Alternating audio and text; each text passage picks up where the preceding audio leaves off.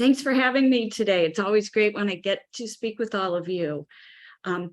So today we're going to look at resilience and not just explore how it impacts us, but how we can share it with those around us and through our work. I have on my Don't Cope, but Heal t-shirt, because as Bruce Perry says, most healing occurs outside of therapy, which is not to say something negative about therapy. I'm a therapist and I wish way more people were in therapy, but there are things we can do in our everyday lives to build each other up. And today I want to look at that.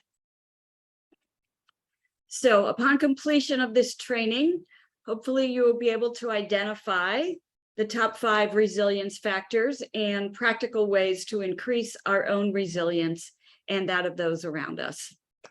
So the first thing I want to do is give the operational definition that I'm working from for resilience. And it comes from the work of Gregory Frashone, who is who's the director of the Benson Henry School of Mind-Body Medicine at Harvard Medical School. And Dr. Frashone, who's really got a beautiful Italian name that should be pronounced Fraccheone, but I always like to tease him about that.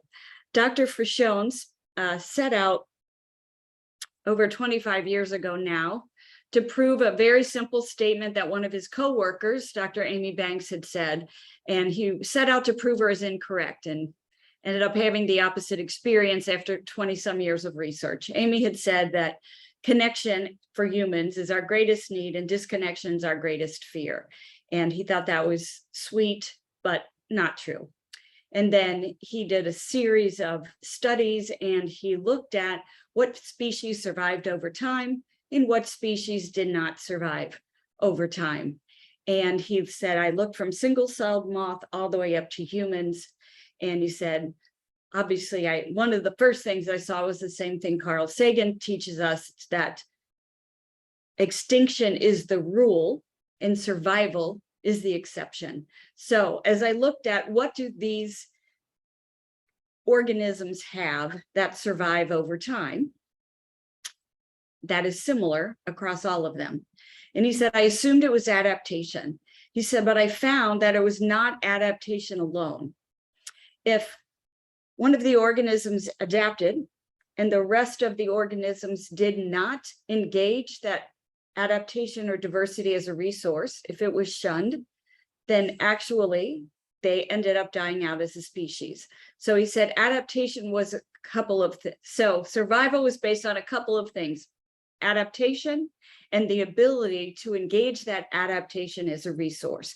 Or as he says, for humans, the ability to engage our diversity as a resource, which just made me smile as you were all saying where you are from and what you all do, because there's such a richness of diversity here that this program is in and of itself, with that diversity alone, becomes a resource.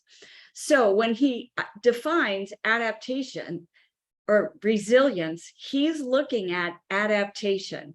What he's not looking at is the ability to bounce back. He says, we don't go back in time.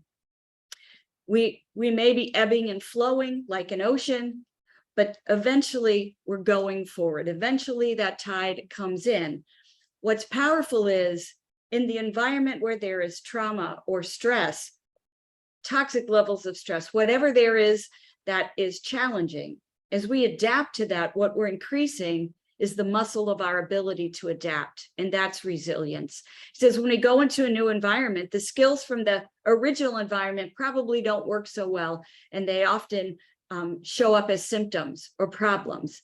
He said, but hidden in every single one of those symptoms is some form of adaptation that worked in another environment. So if you can adapt to one environment, you can actually engage the hidden resilience from that environment, which is frequently courage, to adapt in another environment. So we're going to look at resilience today through the lens of the ability to adapt. And then we're going to layer on top of this work some work that came out by Valentine and Feinauer in the early 90s when they were looking at Is resilience learned, or is it something that you were born with? This was a pretty hot topic back then when we were having legislatures literally all over the country decide that resilience was something you were born with, and if you didn't have it, you couldn't get it. And then they were literally slashing programs that were helping people build resilience. So Valentine and Feinau are one of the first pair of researchers to throw their hat into this ring and say, let's actually examine this. And what they came up with was that, yes, it is actually learned, and you can learn it at any time in your life.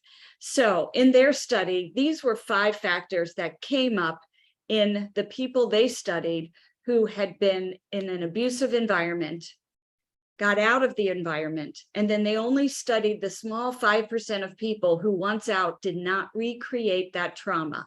And they wanted to find out, what did these people have?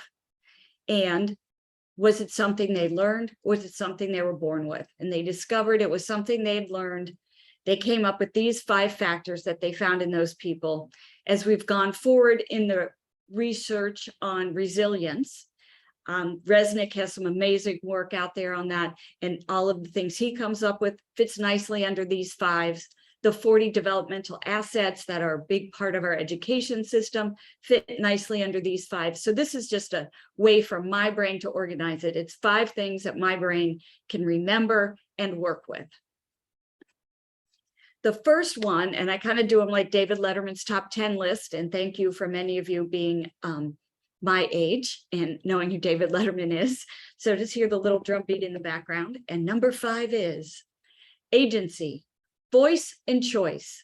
The ability to voice what you want, to have choice. It doesn't mean you always get what you want, but the ability to be heard and to have the efficacy, the freedom to seek out what you want. So when I work with this one, I have us all just take a moment and notice what's happening when you are feeling heard. Because our brain holds on to negatives. So you could probably call up all the things that happen when you're not feeling heard, because our brain's designed that way. We're related to the worry warts. The poor optimist got eaten for dinner, so their genes didn't get passed on. But when we recall and put effort into it, we can remember the positives. So when do you feel heard? And where in your life do you have choice? Notice all those places. Many of the people we serve and support have less opportunity to feel heard, or even if they are being heard, they have life experiences that makes them not feel heard. And oftentimes they find themselves in situations with less choice, not no choice, but less choice.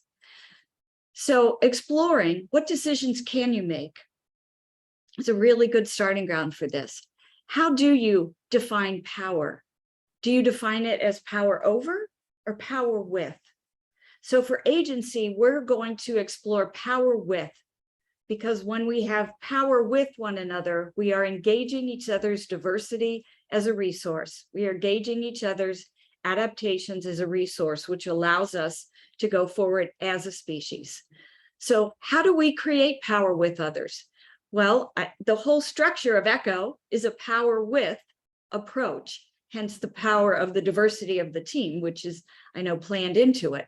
So just take a moment, maybe 5 seconds, and think about, how do you create power with others? So others feel a part of something. Doesn't mean they're in control of it. We're not talking control over. We're talking power with, where someone's voice can be heard, even if what they're voicing is not something that can happen. Maybe not in that moment. So maybe we need a yes when. Maybe it's something that may never happen. So then we need a yes instead to help the brain see what the replacement can be. All of these are examples of power with. Some things that we can do for ourselves or share with others that increase this power with. One is a success calendar. Whenever I work with youth who come in with that lovely label of oppositional defiant disorder, which I just love. They're some of my favorites. People who feel they only have power when they're saying no. I love to celebrate their successes and have them And if they have caregivers who are willing to do this, and even if they don't, they can do it for themselves. Notice, when did you have success in a way that helped others? When did you have success in a way that wasn't power over, that wasn't forcing your will on someone, that wasn't saying no? So literally have their brain start noticing when they have success that's not related to being oppositional or defiant. And we start to redefine that as, how are you engaging your determination to help get what you want and help others feel safe enough to work with you to get that? So exploring our successes. That's something I actually pulled this out whenever I'm looking for a new job. I pull out my success calendar because job hunting is a little hard on the ego. And then there's an attitude of gratitude journal, something I believe started by Oprah Winfrey. I could be wrong, but when it was researched, they found that it actually releases dopamine and oxytocin and other healing chemicals to the body, can actually start to heal the damage done from trauma. If you have cancer and you keep an attitude of gratitude journal, you actually will have a lower recidivism rate. You will heal more quickly from your surgery and you will have less infection. And so I remember when I went in to meet with, I was interviewing surgeons because I had breast cancer, and I hired the one who said, and if you hire me, you will be keeping an attitude of gratitude journal. And she pulled out all the research that showed how helpful it was. And I'm like, oh yeah, this is my person. Also, I invite you, this one is used to actually help decrease burnout. When we can take a moment at the end of our day or the end of a stressful event or meeting and just notice, when throughout my day, when throughout my week, when did I last have, or when can I last remember when I had power with others? Helps our brain not feel alone in the moment, but it also helps our brain notice that we have power to connect and power to work together to accomplish something. Once again, releasing many healing chemicals to the brain. Number 4 in the resilience factors is self-esteem. And I use the Rosenberg definition. And the Rosenbergs who created the self-esteem scale, and I got new braces yesterday, my apologies. They looked at self-esteem divided into 3 subparts, and I find this very helpful. The first one is your sense of self, or your personal preferences, your likes or dislikes. What's so important about this is, without having our personal preferences, knowing what we like or what we dislike, we never develop the power to say no. So when I'm working with people who struggle to say no, which is a common challenge many of us have, we start looking at personal preferences, celebrating their personal preferences, recognizing how they bring them into their life. I do the same thing for myself when I find myself in situations where I'd like to say no and I'm really struggling to say no. As I'm looking at that situation more closely, I also start noticing in my life where I do have the power to say no, which helps me either say no in that situation or find some middle ground. Another part of self-esteem is, when do you feel loved and valued? As we know from research, many of our sexual assault survivors have had to pair sex with affection to get connection, and they feel loved and valued as a sexual object. And part of the work of therapy is to separate that. And even outside of therapy, when we can validate what someone's done and how it's helped, Claude Steele's research shows when you show someone how what they've done has helped the greater good, it actually inoculates them against stress going forward. That's a gift we can give one another. And a sense of self-efficacy, much like agency, self-efficacy is being able to recognize your ability to affect change and to notice, how do you make things happen? And as we notice that, that actually allows us to expand the ways in which we do it. So I invite you, as you notice how you make things happen, to also notice, how do I make things happen by working with people? And in what situations do I make things happen because I have power and I assert that power, which isn't good or bad, but it's important to notice when, so that when you don't need to do that, you have a broader repertoire to choose from, which you all do, else you wouldn't be in the fields that you were in. I also explore self-esteem from the concept of mutually enhancing relationships, which is that sense of self-worth And I really try to help people engage that love is more than how you feel, because how you feel is something familiar, which lets your fear center think it's safe. But what's familiar isn't always what's in your best interest. So one of the ways we look at this is to look at some research started way back in the 70s by Jean Baker Miller at the Jean Baker Miller Training Institute. At the time, is developed into relational cultural theory and relational cultural therapy. And one of the things that they find over and over again is that in mutually enhancing relationships, we find zest or energy, both partners, both parties. We find clarity, literally helps us think more clearly, an increased sense of self-worth. It feeds our creativity and our productivity, and instead of making us possessive, it gives us a desire for more connection. I always pull these out when I'm doing marital work. Actually, when I do work, sometimes I do work helping organizations who are having rifts in their organizations. We pull this out to look at how can we create more of this in the organization? Where are people going to get this within the organization, etc. When I'm working with teens, I also tie it to this work.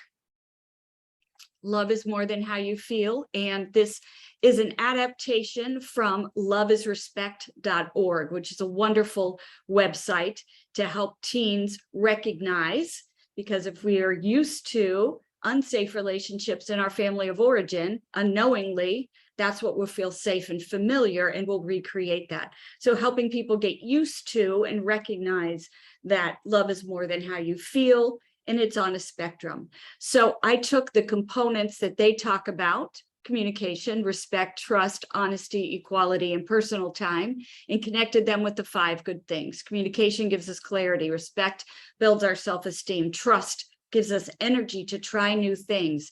Honesty helps us think more clearly and helps us connect more clearly with others. Equality helps us be more creative, and personal time, that downtime, gives us a desire for more connection because we're not always on the giving end. And I'm just going to give an example of how this works. I obviously won't read this whole chart to you. If we look at communication, the top line, and clarity that it brings into our life, help people recognize that, oh, wow, when I'm in a safe relationship, people are talking and listening to one another. There's respect. And when there's a difference of opinion, instead of shutting out, there's curiosity. So we get to understand each other's opinion, which doesn't mean we ever agree with it. We might not, we might find a middle ground, but curiosity keeps your cortex online. Curiosity is a sign of respect, even when you disagree. We're getting caution flags on the play now when people in relationships avoid or fight instead of addressing differences and challenges, instead of getting curious about how to either meet in the middle or at least understand each other and agree to disagree. And abuse is occurring in a relationship when either partner is verbally hurtful, threatening, insulting, or demeaning. So I found this very helpful for teens who are moving from that concrete operational thought into more formal operational thought. And this gives them like a grid they can work from. It's helpful for many people, but when I work with teens, I especially use it. Another way we can demonstrate and build our own self-efficacy is through this 3-finger grounding activity, which I will leave with you. You just touch a finger to a thumb and name one of your strengths for each finger, or a gratitude, or a simple prayer or mantra. So if I was Jamie, I might say these 3 words for my 3 strengths. I might say that I am creative, kind, and passionate. Creative, kind, and passionate. And you would repeat that 3 times. Notice your breath. Repeat it 3 times again and notice your breath. And what we've just done now is connected your cortex all the way through your vagus nerve, so that in the future you just need to touch your fingers, and the calming that your vagus nerve felt from this activity will be triggered just by the touch of your fingers. It's a great calming technique. Our next resilience factor is external supports, friends, pets, anything that helps us feel safe. And this is a great example of an external support. This infant is hearing guitar music while in the NICU. And whenever this infant, no matter what age they become, hears guitar music, the vagus nerve will literally have a visceral body memory, because the vagus nerve starts taking in memory at 23 weeks gestation. This person will have a visceral body memory of the comfort that this volunteer brought them. And so this gives you the definition of an external support as anything that helps us feel safe. And when we are in a situation where we cannot say no, which we have been with this virus, please then take some time to notice where you do have felt safety and where you can say yes. There's 3 pillars to grounding, which is grounding, resourcing, and orienting, which looks very simply. This is an external support. Noticing things through your senses. Orienting, noticing anything related to time, calms your hippocampus, which is in your limbic system. And resourcing is connecting what they're thinking about safe others, which sends calming chemicals throughout your whole body. And then this is a mindfulness activity I offer you that you can do that engages all 3 of those. Affiliation is our second most powerful resilience factor, which is belonging to a cohesive group. Echo is one form of affiliation. Here are some other forms of affiliation. And this is one of my favorite stories about affiliation. One day, Prince is in his home in Chehanson, Minnesota. There is no direct route to anywhere in the world from Chehanson, Minnesota, in case you've never been there. His phone rings and the man who answers it comes in and says, "Hey, Prince, Muhammad Ali's on the phone for you." And Prince says, "Oh my gosh, tell him I will cut his grass, I will wash his car, I will walk his dog. I am alive today because of him." The guy's like, "I think he just wants to talk to you, Prince." So Prince picks up the phone. He says, "Muhammad, so nice to get to talk to you. I just want to let you know, I will wash your car, I will walk your dog, I will cut your grass. I'm alive today because of you." He's like, "Whoa, I just need you to introduce me at an event, Prince." Prince is like, "I'm in. When is it?" "Tomorrow." "Okay, where is it?" "Las Vegas." So Prince takes someone with him because he hates traveling commercial.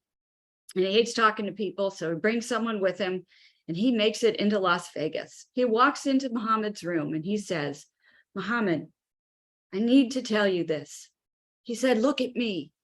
I'm a 5-foot tall Black man in Minnesota. We are less than 6% of the population." He goes, "I wear makeup. I wore makeup in high school. I wear high heels. I played basketball in high school in high heels." He said, "I got beat up every single day of high school. And every single day as those bullies ran off, I yelled after them, 'The strongest man in the world is Black, like me. And you are the only reason I did not kill myself in high school.'" And this is what Muhammad did after Prince shared that story of affiliation with a man he had never met. And Muhammad's daughter took this picture. She did not release it or the story until the day Prince died.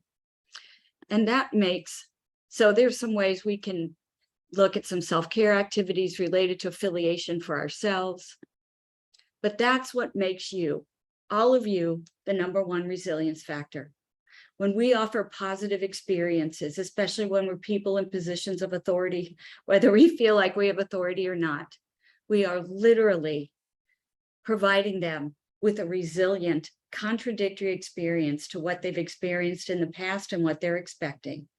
We help them regulate so they can relate, and together we can create.